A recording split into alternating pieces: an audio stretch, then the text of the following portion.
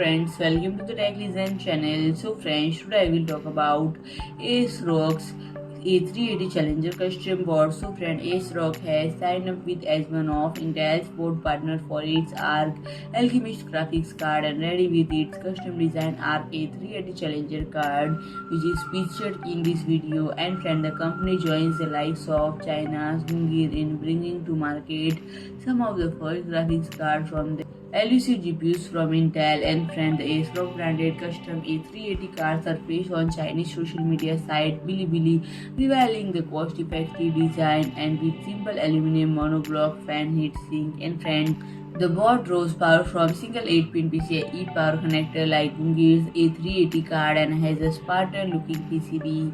And friend, there is no word on global availability or pricing. So friend, if you like my video, please do like, share and comment, and don't forget to subscribe my channel and press the bell icon.